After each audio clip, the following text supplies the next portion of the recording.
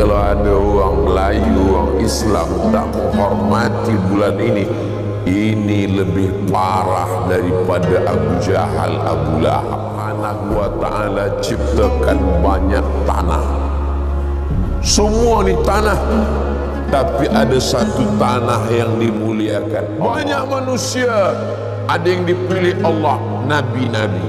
Di antara nabi-nabi ada yang dipilih Allah, rasul-rasul. Di antara rasul-rasul ada yang dipilih Allah, ulul azmi. Nabi Isa akan datang di akhir zaman dan dia akan ikut syariat Nabi Muhammad sallallahu alaihi wasallam. Nabi Isa menjadi makmum, Nabi Ibrahim menjadi makmum, semua nabi menjadi makmum. Ya.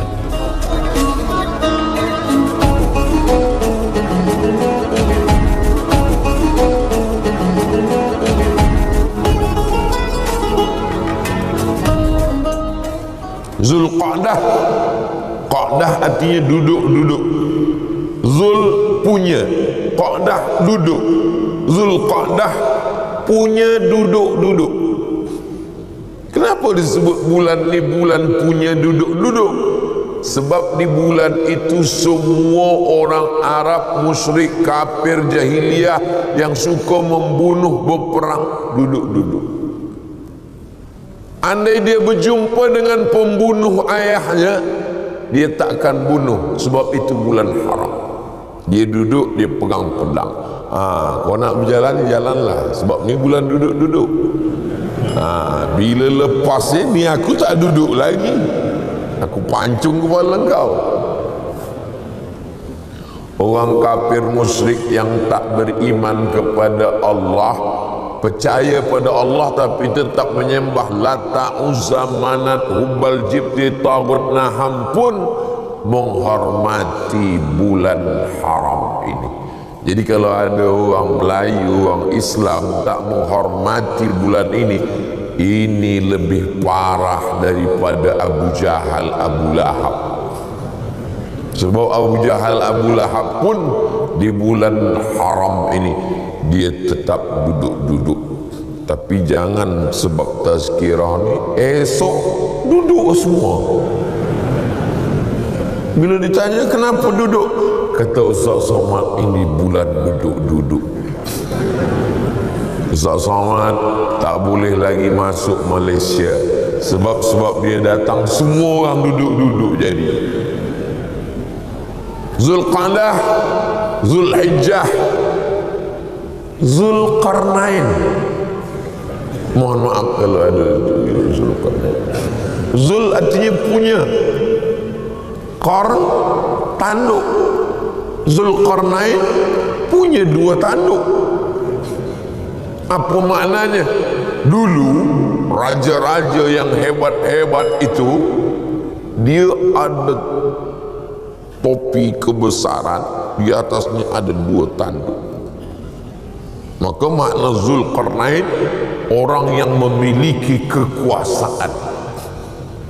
Qarn tanduk, tapi ada makna lain. Qarn artinya abad, satu abad 100 tahun. Zulqarnain orang yang berkuasa 2 abad, 200 tahun. Jadi Zul itu ada punya. Suami saya ada Zul, nantilah kita bahas yang itu.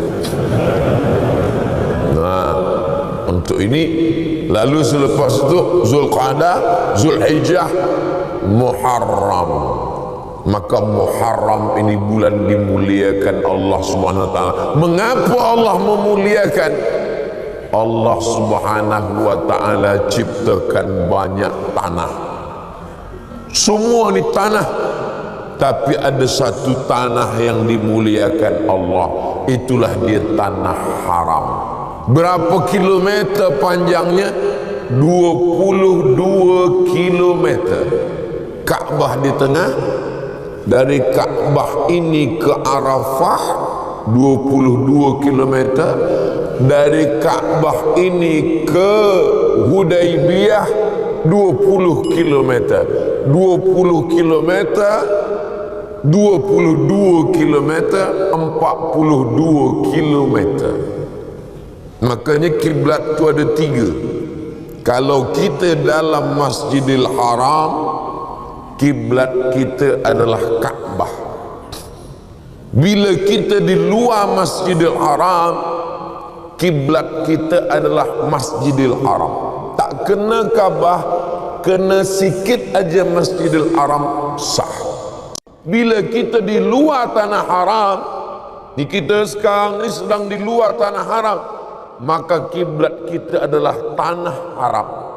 Jadi bila kita sembahyang, kena yang 20 dengan 22, kita sembahyang ni Allahu Akbar, kena tanah haram sah. Sebab macam mana nak tepat betul? Tepat betul. Ya, waktu takbiratul ihram tepat, waktu sami Allahu liman hamidah ada sikit, sebab kita ni jauh.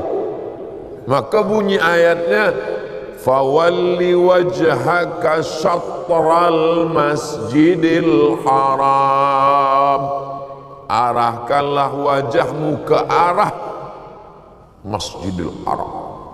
Begitulah ulama mengambil ijtihad fiqh untuk memudahkan kita supaya tak terlampau susah. Ma ja'alallahu alaikum min haraj fid dini min haraj. Allah tak ingin susah-susahkan kamu. Ada tanah diciptakan Allah begitu luas, tapi ada tanah yang dipilih Allah, itulah dia 42 kilometer. Panjang umur sehat badan, disampaikan Allah kita ke tanah 42 kilometer, namanya tanah haram. Lalu kemudian banyak manusia, tapi ada yang dipilih Allah Ta'ala, itulah dia wali-wali. Banyak manusia, ada yang dipilih Allah, nabi-nabi. Di antara nabi-nabi, ada yang dipilih Allah, rasul-rasul. Di antara rasul-rasul, ada yang dipilih Allah, ulul azmi. Di antara ulul azmi, ada yang dipilih Allah, sayyidina wa maulana wa syafi'ina wa zuhrina wa qurrati a'yunina Muhammad sallallahu alaihi. Datang Umar bin Khattab membawa Taurat. Kata Nabi, ta'al Umar, sini kejap. Apa tu Umar? Ini Taurat ya Rasulullah. Diambil Nabi, dia apa namanya itu? Dia koyakkan. Lau kana Musa hayyan ilma wasa'ahu ila ayat tabi'ani. Seandainya Musa masih hidup, dia akan ikut aku dan dia akan membawa terompah. Nabi Musa pun ingin menjadi umat Nabi Muhammad sallallahu alaihi wasallam. Beruntung bertuah Nabi Isa. Nabi Isa akan datang di akhir zaman dan dia akan ikut syariat Nabi Muhammad sallallahu alaihi wasallam. Jadi Nabi Isa itu nanti manakala dia datang di akhir zaman, dia sembahyang subuh, sembahyang zuhur, sembahyang maghrib, sembahyang isya, sembahyang Jumat, sembahyang beribadah seperti ibadahnya syariat umat Nabi Muhammad. Maknanya apa? Nabi Isa mengikut syariat Nabi Muhammad. Itulah maka dalam tarhim kita katakan, as-salatu wassalamu alaik, alaika ya